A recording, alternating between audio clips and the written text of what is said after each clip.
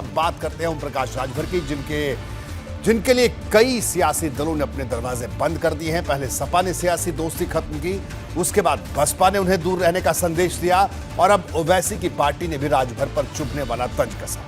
ओवैसी की पार्टी की तरफ से कहा गया कि राजभर विश्वसनीय नेता नहीं है, लेकिन भाजपा के कई नेताओं को आज भी राजभर पर पूरा भरोसा है।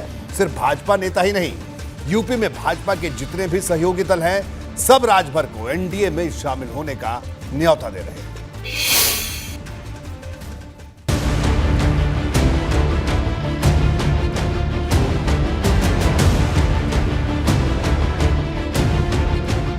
बसपा ने राजभर के लिए नो एंट्री का बोर्ड लगाया तो राजभर खामोश हो गए, क्योंकि आकाश आनंद के ट्वीट से पहले ओम प्रकाश की हर दूसरी बात मायावती की तारीफ पर ही जाकर खत्म होती थी।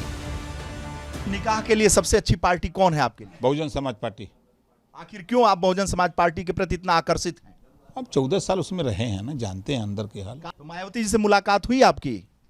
अब का चल रहे हैं, अब जुगाड़ बना रहे हैं, अब मिलेंगे ना। मिलने के लिए जुगाड़ बनाना पड़ेगा। नहीं, जुगाड़ तो बना हुआ है।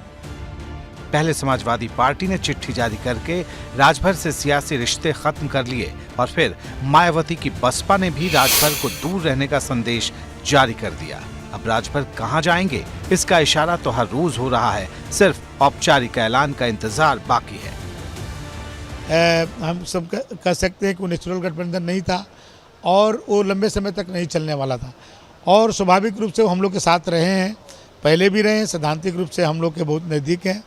तो राष्ट्रीय नेतृत्व इस पर जो भी फैसला लेगा, ये राष्ट्रीय नेतृत्व का विषय है, हम सबका नहीं है।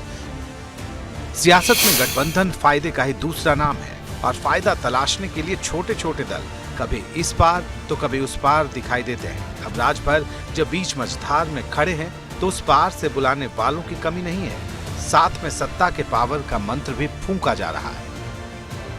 मैं तो यही कहूँगा कि जय निषाद राज और जय श्री राम। ओम प्रकाश भैया को बुला रहे हैं और हमको लगता है कि जल्दी से ओम प्रकाश भैया इधर आ रहे हैं। देखिए, 2014 से हम उत्तर प्रदेश में एनडीए के सहयोगी हैं, एनडीए के घटक दल के रूप में हैं। 2017 में ओम प्रकाश राजभर जी और अपना दल और भारतीय जनता पार्टी तीनों मिलकर के चुनाव लड़ी और मुझे पूरा विश्वास है कि 2024 में श्री ओम प्रकाश राजभर साहब की गंगा जो है एनडीए नामक समुद्र में आकर के मिलेगी। राजभर का सत्ता का अनुभव पुराना है और एक बार फिर उसी सत्ता से आवाज लगाई जा रही है, लेकिन क्या राजभर कुछ दिनों के भीतर ही अपना फैसला बता देंगे या फिर इसके लिए 2024 के चुनावी बिगुल का इंतजार करेंगे? वैसे चर्चा तो ये भी होने लगी है कि राजभर अगर अभी भाजपा में चले गए तो भविष्य में जब भी पहला कैबिनेट विस्तार होगा तो वो भी सत्ता के सुख के सहभागी बन जाएंगे। ओम प्रकाश राजभर जी जिस तरीके से रोज रोज नया बयान देते हैं, रोज राजनीतिक अपना फैसला सुनाते हैं, उन्होंने अपने को स्वयं मजाक का विषय बना दिया है। कुल मिलाकर के भाजपा से उनका सांठगांठ है और यही कारण है कि भाजपा में जाने की लाइन को प्रशस्त कर रहे हैं। बहाना बहुजन समाज पार्टी या कोई और हो सकता है, उनको सामान्य रूप से वो विधायक हैं और वायु श्रेणी की सुरक्षा मिल गई है। राजभर अब अपने राज को कितने दिन तक दबा कर रखते हैं, इस पर सबकी निगाहें टिकी हैं। फिलहाल बसपा के चुभते हुए हमले ने राजभर को खामोश कर रखा है। Bureau report, ABP Ganga.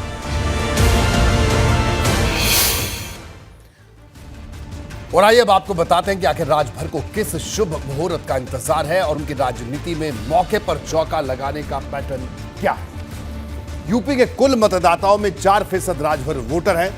Rajbhar वोटरों की धुरी पर टिकी है सुबह सपा की सियासत। सपा की तौबा, बसपा के इनकार के बाद किधर जाएंगे राजभर, ये अपने आप में बड़ा सवाल बना है। भाजपा से गठबंधन को लेकर पत्ते क्यों नहीं खोल रहे ओम प्रकाश राजभर, यह भी अपने आप में बड़ा सवाल है। राजभर के पास अब सीमित विकल्प बचे हैं, या तो भाजपा के साथ जाएं या नया मोर्चा बनाएं। नया मोर्चा बनाने की सूरत में कामयाबी की कोई गारंटी नहीं है। 1981 में राजभर राजनीति में आए, 2017 में पहली बार विधायक बने थे जब भारतीय जनता पार्टी के साथ गठबंधन था। 36 साल की राजनीति के बाद पहली बार विधायक बने थे। उस वक्त 2002 में सुहेल देव भारतीय समाज पार्टी बनाई थी। 2017 में भाजपा से गठबंधन 4 विधानसभा सीटें जीती थी। 2017 चुनाव में 6,07,911 वोट मिले। भाजपा के साथ गठबंधन में 0.7% वोट मिले थे।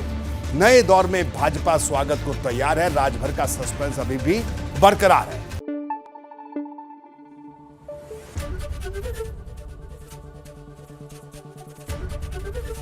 एबीपी गंगा, खबर आपकी, जुबान आपकी।